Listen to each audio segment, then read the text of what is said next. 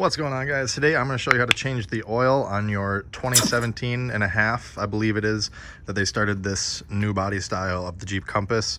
I think it was halfway through 17, maybe 18, up to the current, which is the 2020 model year. This is the 2.4 liter 4-cylinder. We're going to change the oil and reset the oil light today. First thing we're going to do is pop the hood.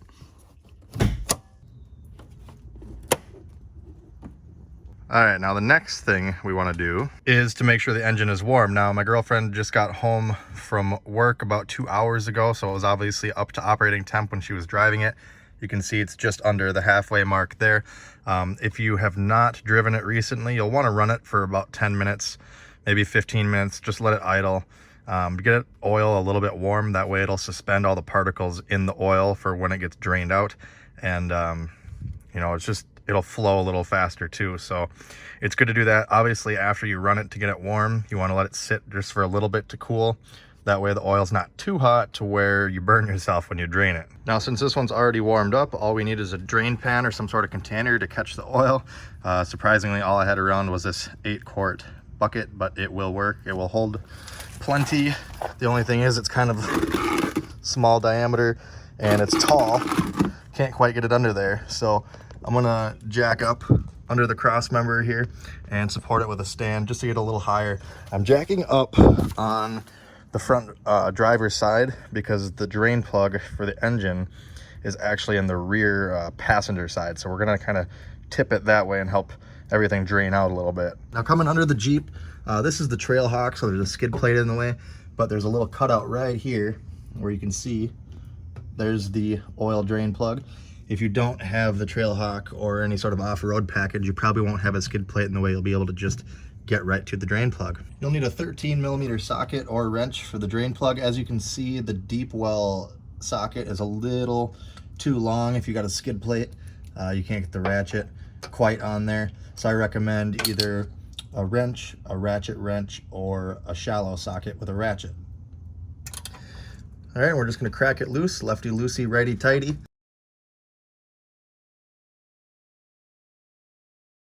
Once we have the drain plug cracked loose, we're gonna get our container ready.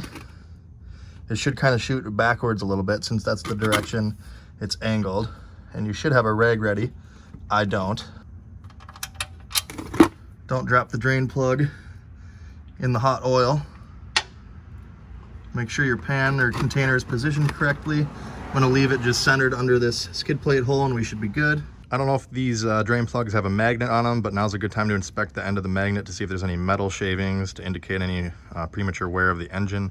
Also check your rubber sealing ring on the drain plug here. If that's ripped or anything, you'll want to replace it. I will post drain plugs, O-rings, filters, and oil in the video description if you want to purchase yours online. Now, not like a Jiffy Lube, they would have rammed the drain plug back in by now, even though it's still got a little stream coming out, and probably started filling the oil and sent you on your merry way just because they got a high volume of cars to deal with. And we're kind of talking like half ounces here at this point, but I like to let it drain, you know, for like a half hour, just kind of walk away, do something else, come back and get as much as you can out. Since we ran this one and got it up to temp, but it's been sitting, not running for about an hour or two, that means that most of the oil has drained from the heads and the cam and everything back down into the oil pan. So if you've just recently ran your vehicle, like just before you started the oil change, then you're still gonna have more oil on the top end of the engine, and it's gonna take a little bit longer to drain than it would for me, because most of mine is already in the pan. So I've got the drain plug all cleaned up here. Looks good. Rubber is still reusable, so we're gonna throw it back in. All right, it's been about 10 minutes, 15 minutes. I went inside, kind of looked up all the torque specs and fluid specs. So it looks like it's pretty much done now.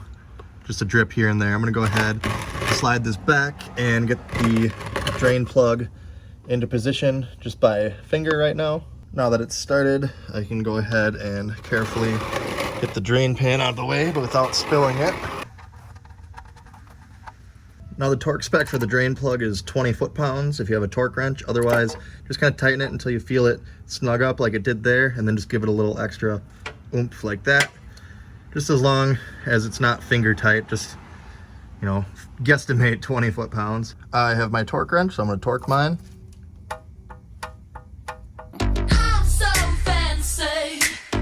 Now I like to take a rag and wipe off the oil pan up in here around the drain plug, and then on the skid plate here, get all this oil off of there. Keep things from getting all caked onto it. Now from the drain plug, if we move towards the front of the vehicle more, there's a bigger hole here in the skid plate here, and there's the oil filter. You should be able to reach up and grab it. Most of the time, you know, again, lefty loosey, righty tighty, so counterclockwise, you should be able to get it by hand.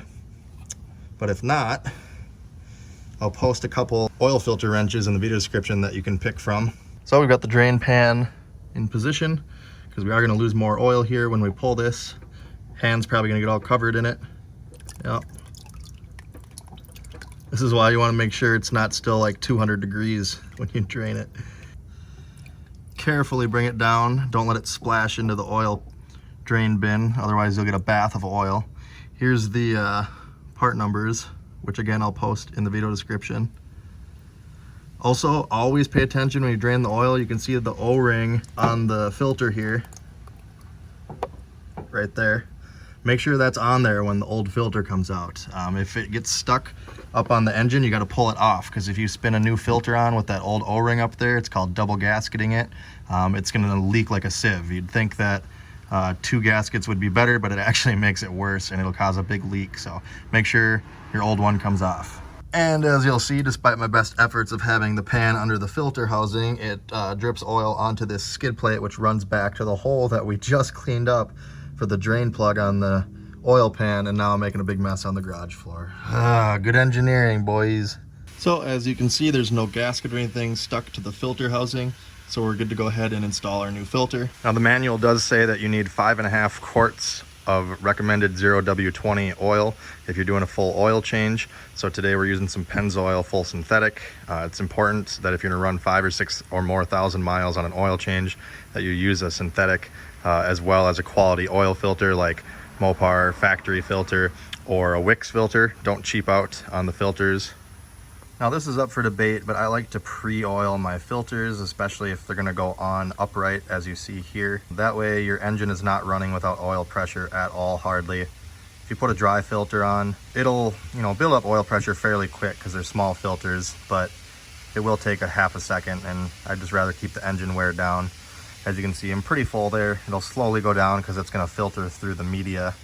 And then I like to take just a finger drop worth and lube up your new O-ring so the filter slides on nice and easy.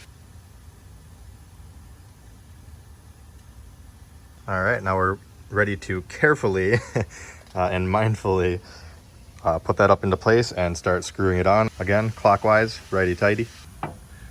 Oh, I spilled. Well, let me tell you what, I had a struggle to get this thing started. I don't know why. Made quite a mess here, but got her now. You just kind of tighten it up until you feel it bottom out, and then if you're going to use your hand, just basically go as tight as you can with one hand. Otherwise, if you're going to use a filter wrench, just kind of tighten it again with your hand until you feel it kind of bottom out, and then go maybe another half to full revolution, and that's it. All right, now once the filter is tight, I went ahead and gave the filter and everything else another little wipe down to get all the excess oil off everything. So now that the new filter is on, the drain plug is torqued, we're good to go on the top side now and get on with the easy part. Now we can turn the oil fill cap counterclockwise, pull it out, and since we know it takes 5.5 quarts with filter, I'm gonna start right away with the 5-quart jug and put the whole thing in. If you need a funnel, now's the time to put one in there. I'll post one of those in the video description as well. So we're gonna put the 5 quarts in, then we're gonna put the cap back on, and it says to check the oil level at operating temp. I failed to remember a funnel to bring home, so I'm using this water bottle that I cut the bottom off of just to kind of give me a little more height to pour this big, huge jug. Now we can remove the funnel and reinstall our oil cap. Of course, I still made a mess even with a makeshift funnel.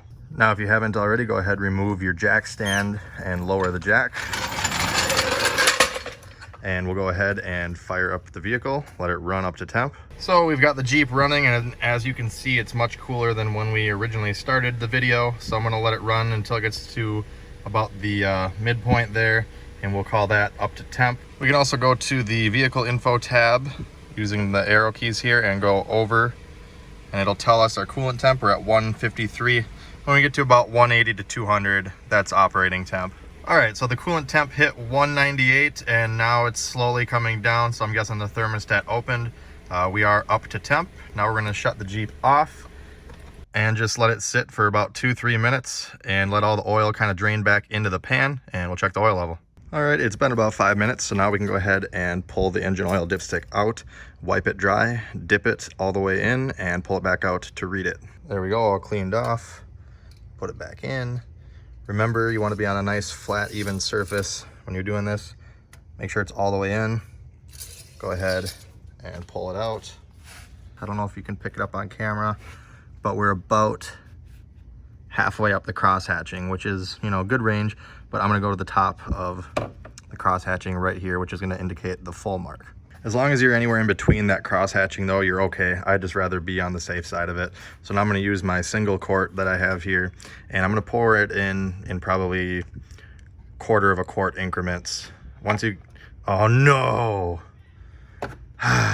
unreal.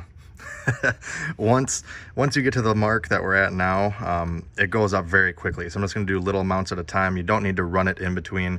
Just pour a little in, give it a minute to drain down to the pan, and dip your stick, check it again. So I've added oil 2 more times. I've dipped the stick, and hopefully you can see on camera here, the oil level is right there on the line, perfect. And I probably had 1/4 of that last quart jug left. So total with the filter and everything, we ended up taking 5.75 quarts. Now we're gonna go ahead and remove my makeshift funnel and clean up the oil mess I made with some rags and brake clean. Make sure to put our dipstick back in all the way. Reinstall the oil cap. Hopefully you guys can tell how disgustingly humid it is by how orange it is. So to reset the oil light, now this one, the oil change light is not actually active, but I did just change the oil. So I'm gonna try and do the reset and see if it resets it anyways. So first thing we're gonna do is you're not gonna put your foot on the brake. You're just gonna have the key with you. Then you're gonna hit the start button just 1 time. Again, don't put your foot on the brake. And when everything comes on like that, you can go ahead, hit the gas pedal to the floor and up 3 times, and then turn the ignition back off, and that should clear out your oil change light. Once the dipstick is in, the oil fill cap is on tight, we're good to go ahead and close the hood. And we are done. If this video helped you out, make sure you hit that like button, subscribe for more videos like this, and check me out on Facebook at Tony the Truck Guy. Thanks for watching. Have a great day.